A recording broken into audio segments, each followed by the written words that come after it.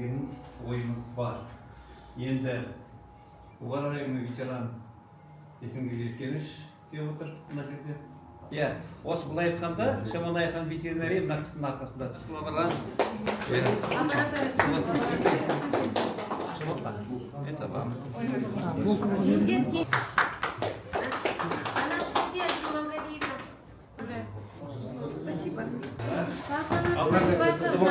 Курмангалиева. Еңбегімізді бағалап жатыр үкімет, міне ветеринария қызметкеріне еңбек сіңген деген міне медаль беріп жатыр. Ол жағынан үлкен рахмет айтамыз еңбегін бағалағанына. Жалпы ахуалды айтатын болсақ, ветеринария саласында қазір көмек көп көрсетіп жатқан, оны жігіттер айтып жатыр.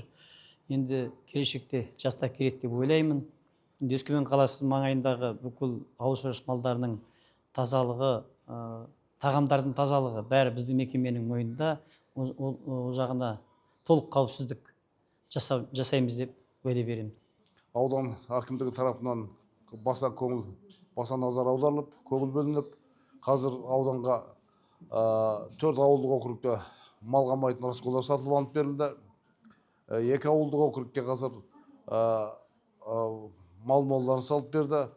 Енді биылғы жылы 4 ауылдық округке жаңағы мал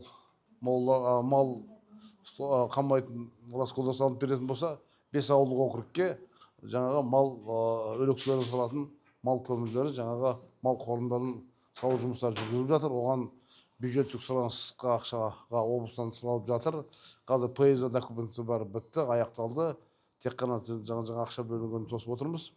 Барлық әріптестерімді, ветеринар қызметкерлері мен ардагерлерді бүгінгі кәсіби мерекелерімен шынайы көңілмен құттықтаймын.